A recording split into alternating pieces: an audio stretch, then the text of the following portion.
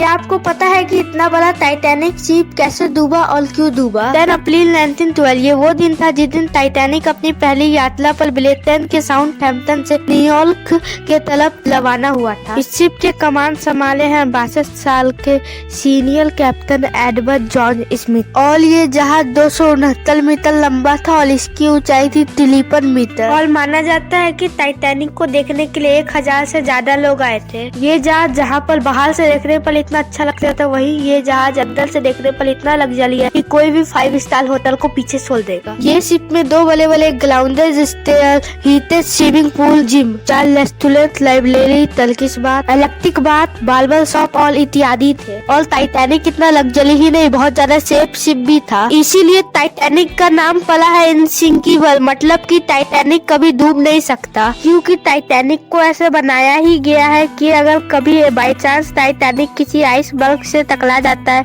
तो भी टाइटैनिक के जिस कंपार्टमेंट में छेद हुआ है सिर्फ वही में पानी भरेगा, बाकी में पानी लीकेज नहीं होगा। और टाइटैनिक इतना बड़ा शिप है, अगर टाइटैनिक के 4 कंपार्टमेंट में भी पानी भर जाता है तब भी टाइटैनिक नहीं डूबेगा, इसीलिए इस जहाज को इनसिंकेबल बोला जाता था। टाइटैनिक को व्हाइट स्टार कंपनी ने 3 साल में बना के तैयार किया था। 2 अप्रैल 1912 टाइटैनिक इस दिन बन के तैयार हो गया था और उसके कुछ दिन के बाद 10 अप्रैल 1912 को टाइटैनिक अपनी पहली यात्रा पर जाने के लिए तैयार हो गया था। इस जहाज पर 2200 प्लस पैसेंजर्स और क्रू मेंबर्स थे। वैसे तो साउथहैम्पटन से न्यूयॉर्क पहुंचने में 7 से 8 दिन का समय लगता था। टाइटैनिक उस समय का सबसे तेज जहाज था, इसके वजह से व्हाइट स्टार कंपनी चाहती थी कि टाइटैनिक सिर्फ 6 दिन में न्यूयॉर्क पहुंचे और लोग टाइटैनिक की खूबसूरती के साथ टाइटैनिक की रफ्तार को भी जाने। यही वजह से कैप्टन स्मिथ को ऑर्डर मिले हुए थे कि टाइटैनिक को तेज चलाने के लिए, और ना ही टाइटैनिक को बने हुए ज्यादा समय हुआ था, ना ही टाइटैनिक के कोई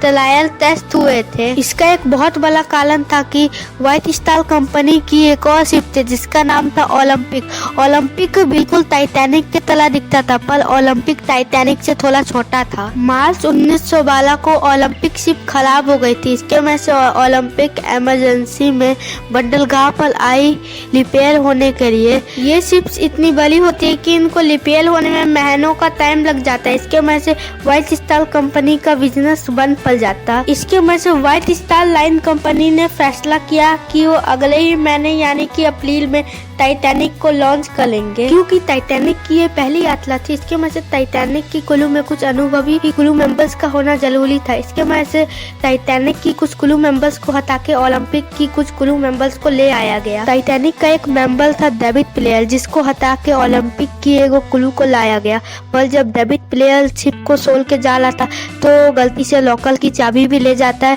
जिसमें की एगो लौती दूरबीन थी। सिर्फ इतनी छोटी सी गलती ही आगे चल के टाइटैनिक के लिए खतरा बन जाती है। टाइटैनिक जब रवाना होता है तो उनके कैप्टन स्मिथ को भली बात ही पता था कि इस समय में यहाँ पर बहुत सारे आइसबर्ग हो सकते हैं, इसके वजह से उन्होंने ये रास्ता नहीं चुन के इसके बगल से जाने का फैसला किया, जहाँ पर बहुत कम ही आइसबर्ग मिल सकते हैं। इसीलिए हर शिप के ऊपर एक क्लोज नेस्ट होता है, जिसमें कोई ना कोई हर समय एक आदमी देखता रहता है कि आगे क्या है। और जब जहाज पानी में चलते तो वायरलेस रेडियो के जलते कम्युनिकेट करते कि आगे कुछ है तो नहीं। जब टाइटैनिक आधा रास्ता पार कर लेता है तो उसे आइसबर्ग होने की पहली वार्निंग मिलती है। वो आइसबर्ग टाइटैनिक से 1 दिन की दूरी पर था। 14 अप्रैल दोपहर में टाइटैनिक को एक बार फिर से चेतावनी मिलती है आइसबर्ग होने की। वायरलेस ऑपरेटर जैक्स फिलिप आके कैप्टन को बताते हैं। टाइटैनिक की ये पहली सफर पर टाइटैनिक का मालिक जोसेफ ब्रूक्स भी था। जैसे ही कैप्टन ने जोसेफ ब्रूक्स को बताया कि आइसबर्ग मिलने की खबर आई है तो जोसेफ ब्रूक्स ने ये कह के टाल दिया कि समुद्र में तो आम बात है कि आइसबर्ग मिल सकते हैं। टाइटैनिक को 5 बार और चेतावनी मिलती है और टाइटैनिक को आखिरी चेतावनी एसएस कैलिफोर्नियन जहाज से मिलती है। नाइट हो गई थी और फिर क्लोज नेस्ट वाले आदमी लोग के पास दूरबीन भी नहीं थी जिससे वो दूर तक देख सके, और आइसबर्ग टाइटैनिक शिप से 2 घंटे की दूरी पर था। 11:39 में क्लाउड नेस्ट में बैठे हुए फैटलिक फीट को दिखता है कि एक बड़ा सा आइसबर्ग टाइटैनिक से टकराने वाला है, तो वो जल्दी से 3 बार घंटी बजा के फोन करके बोलता है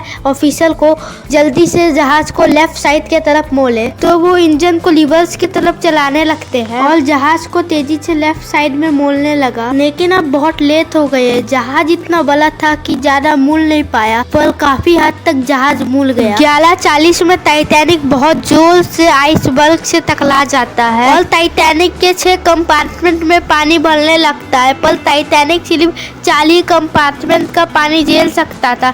इसका मतलब कि अनसिंकेबल टाइटैनिक आज डूबने वाला है। टकराने के 20 मिनट के बाद कैप्टन स्मिथ एक क्रू को बोलते हैं SLS सिग्नल भेजने के लिए ताकि कोई शिप आके उनको बचा ले, पर टाइटैनिक के आसपास कोई शिप नहीं था जो कि टाइटैनिक के लोगों को आके बचा ले। फिर कैप्टन स्मिथ ऑर्डर देते हैं कि लाइफ बोट को पानी में उतार दिया जाए। टाइटैनिक पर सिर्फ 20 लाइफ बोट थी। एक लाइफ बोट की क्षमता 65 लोग थी। 20 लाइफ बोट से सिर्फ 1200 लोगों को ही बचाया जा सकता था और जहाज पर 2200 से ज्यादा लोग मौजूद थे और लाइफ बोट में सिर्फ 20-30 लोगों को ही भेजा जा रहा था और प्रोटोकॉल ये था कि औरतों और बच्चों को पहले भेजा जाएगा। बहुत बार SLS सिग्नल भेजने के बाद टाइटैनिक को एक जहाज मिलता है जिसका नाम था कार्पेथिया।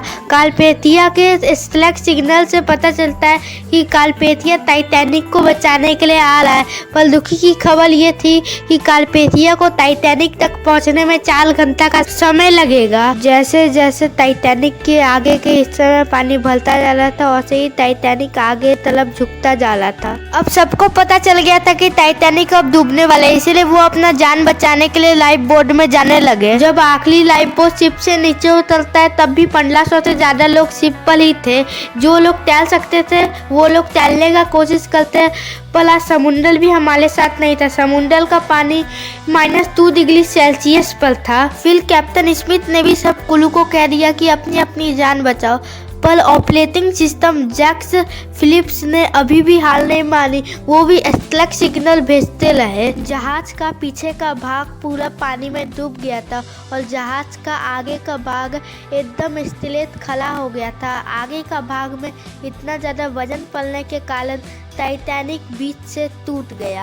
कैप्टन स्मिथ अंत तक अपने जहाज पर डटे रहे। अगले दिन की सुबह को कार्पेथिया जहाज बचे हुए लोगों को रेस्क्यू करने के लिए पहुंचता है। सिर्फ 706 लोग ही जिंदा बचे थे।